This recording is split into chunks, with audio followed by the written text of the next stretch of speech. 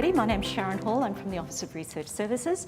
I'm the Grants Coordinator Pre-Award, which basically means I deal in two things, ops and apps.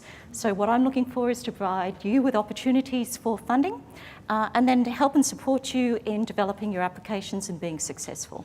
And I guess this is actually, to confess, quite daunting for me because my boss and my boss's boss are here. So I feel like I'm on performance review, so please be kind. Now, my boss's boss actually said to me there's an awful lot of love in this presentation, and I think that there actually is. And what the love is mine for your research. I really find it very interesting to see the kind of things that are being done at Bond, and I have yet to run across a researcher who's not doing really great work that I'm not prepared to get 100% behind. So, what's love got to do with it? I'm not going to tell you yet, I'm going to let you work it out.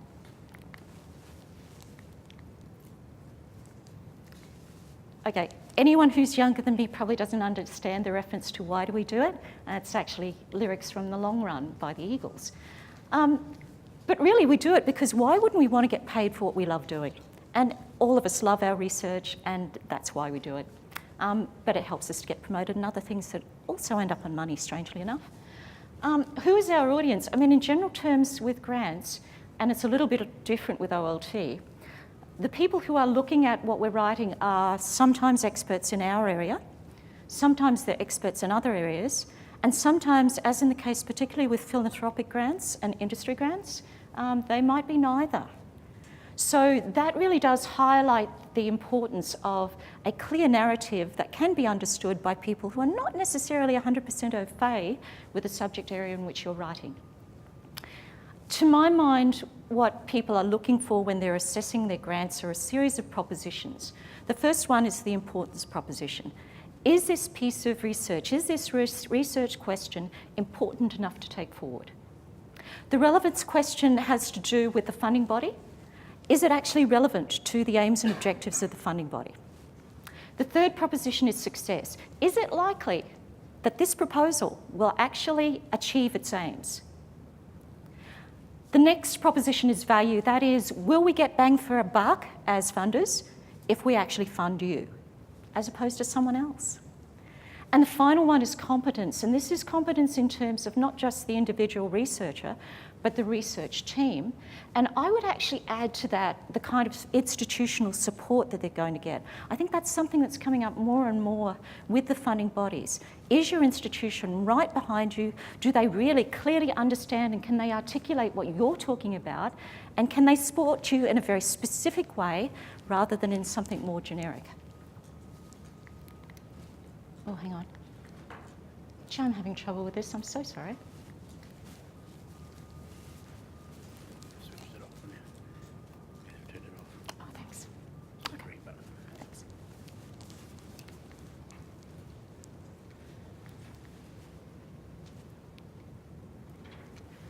Okay, how will they read what we write? I think it's safe to say that they will be reading, assimilating, ranking and comparing a very large number of applications.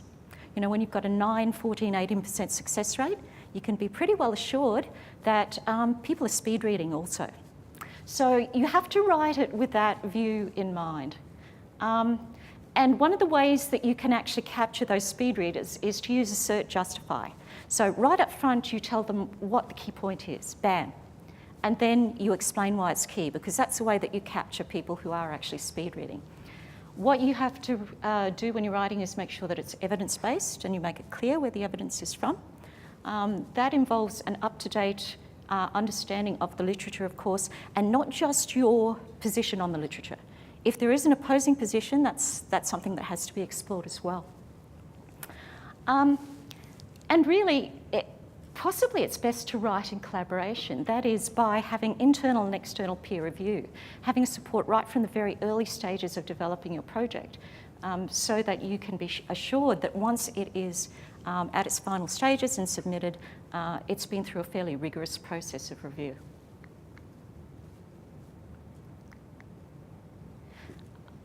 It's confronting to, I think, write research proposals. And I respect academics who do it. because you're putting yourself, your inner self very much on the line by doing that. And it can be quite daunting to understand that you're going to be reviewed inwards, outwards, upwards and downwards. Depending on the nature of the grant program, you could be looking at only having several weeks to develop your proposal, or alternatively, you could be looking at it for 12 months or longer, and that's probably the ideal situation.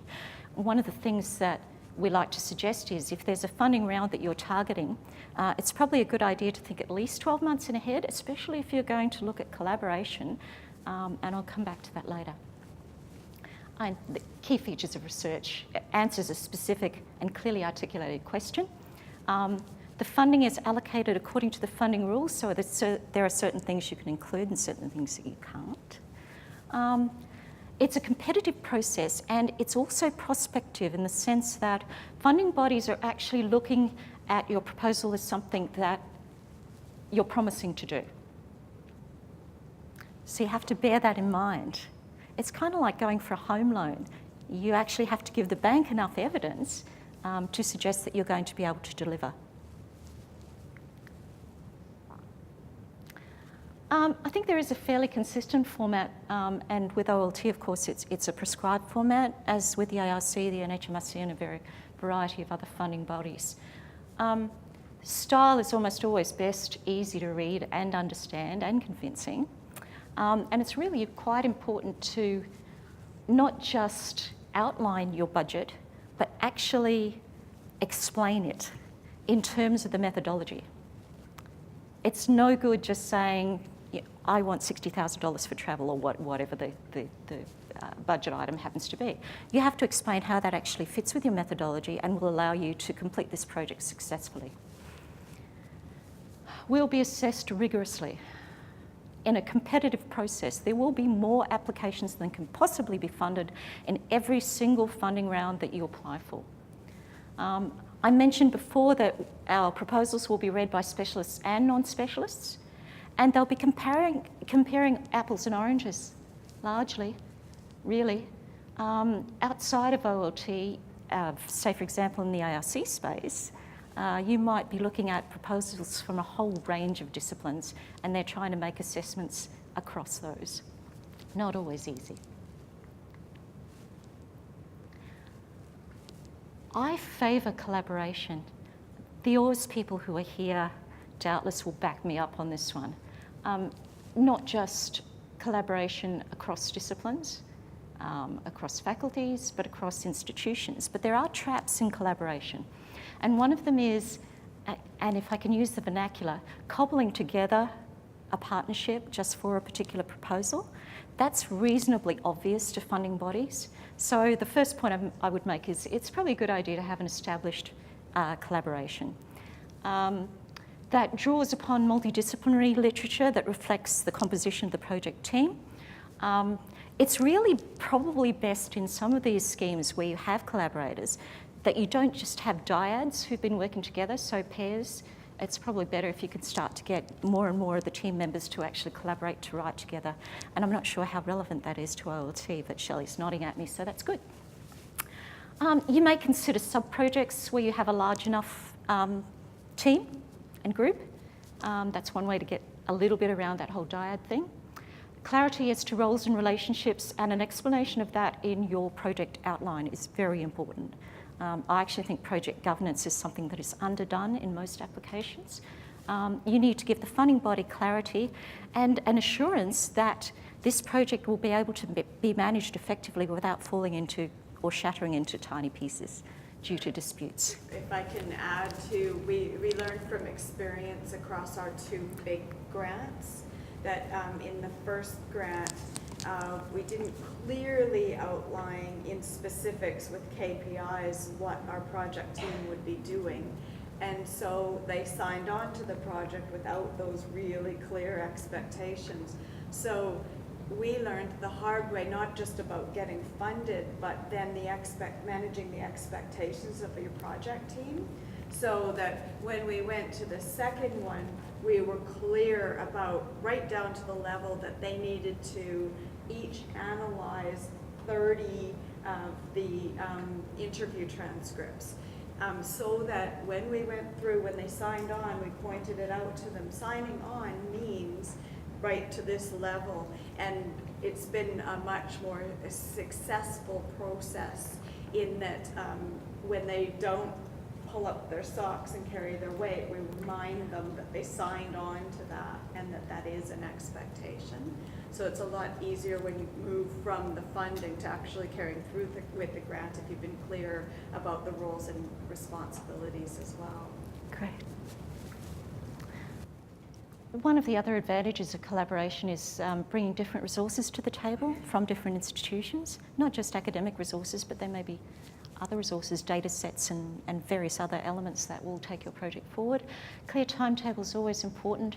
Dissemination, I think that's an OLT buzzword or some word similar to it, really making it clear how it's going to be disseminated. And I've spoken about project management and governance a little bit already. Okay, I could be sticking my neck out here, but I think there are some fairly common mistakes. And to my mind, the first hurdle is compliance and eligibility. And obviously I would say that because I'm a grants coordinator. But really, if you think that there are three elements to any grant, there is compliance, there's eligibility, and there's academic merit or project merit. If you don't comply, if you're not eligible, no one will even know how meritorious your project is, because an administrator like me is going to cull it before it's even seen. So I know that we come across as the grant Nazis because we talk about these things a great deal, but it's very important because we want to give you the best chance of actually having your merit assessed. We want to get you to the table, basically. Planning, not being really clear about how the project is going to play out. Not being really clear about linking in your collaborators. There's a whole stack of things associated with planning that are really common mistakes. Scope of project, too big, too small. And I would link scope of project to budget as well. If you have a gangbusters project with a tiny little budget, that will stand out to a funding body. If you have kind of a not so big project and a huge budget, that's going to stand out as well. So that's the link between the budget and methodology. Quality of the research proposed, that's a no-brainer. Competence of the team to deliver, again, a no-brainer. Currency. I've actually seen a few applications where the currency of the literature has been questioned. So, that whole literature review things, you have to make sure that you write up to date. And as I said before, really, if there is a strong counter view being expressed within the literature, you have to address that in a way that makes it clear that you've considered it and that you have framed your proposal around that as well. And style. Can I talk about cut and paste? Please don't cut and paste. I mean, yeah, I suppose you can, but the risk with it is that you end up with something that's stylistically quite different from what you've had before.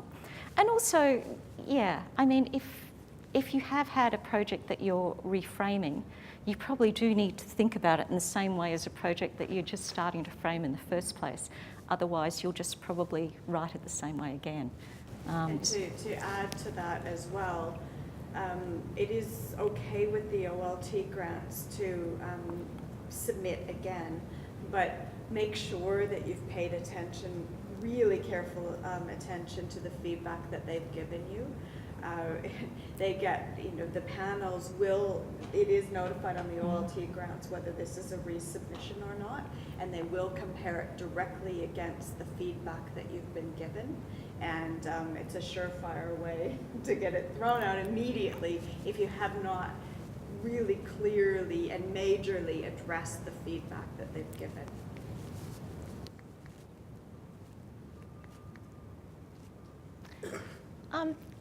Just because I'm kind, it can be a lottery. There are politics that play. Did I say that? And it's been recorded as well. Yeah, there are politics that can play out for funding bodies and in the award of grants.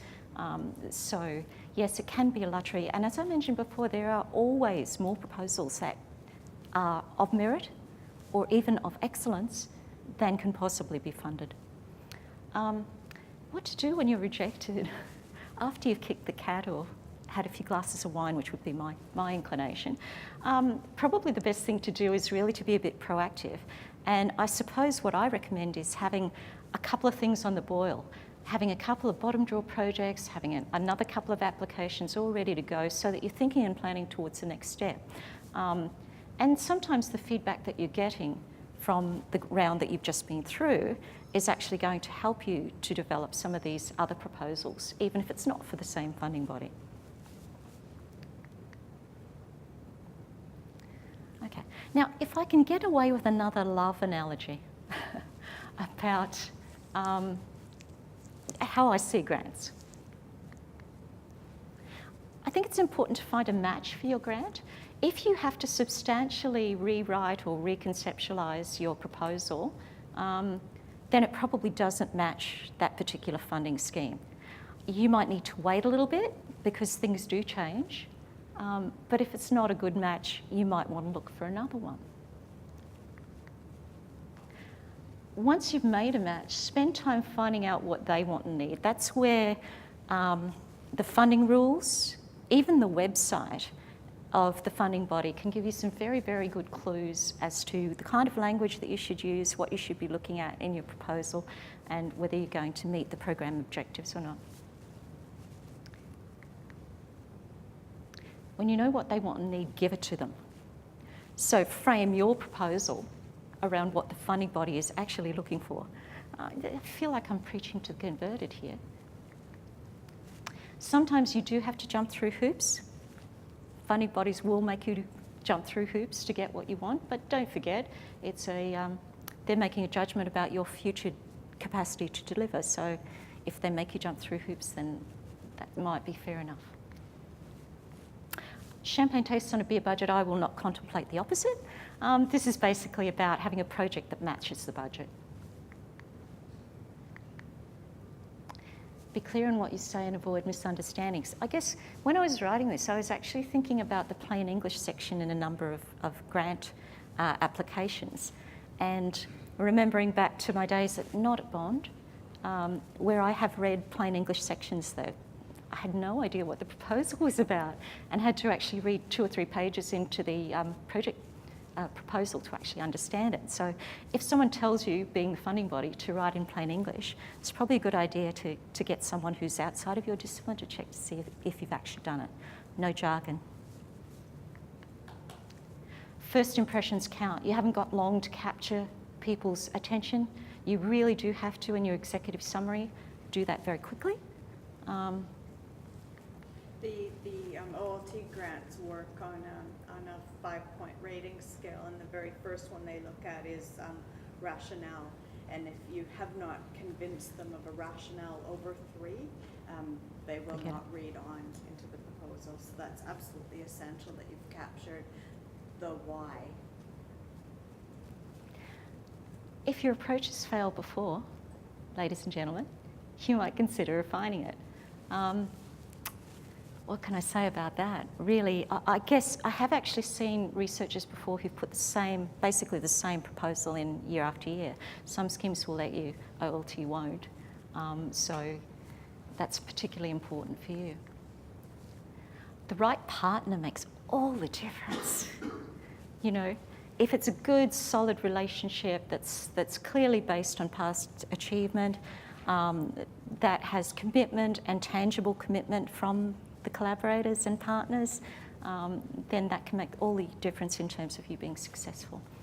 And finally, love hurts. But if you are unsuccessful, don't worry about it. It's not the end of the world. There might be a new love out there for you. So thank you very much, and it was a pleasure to talk to you all.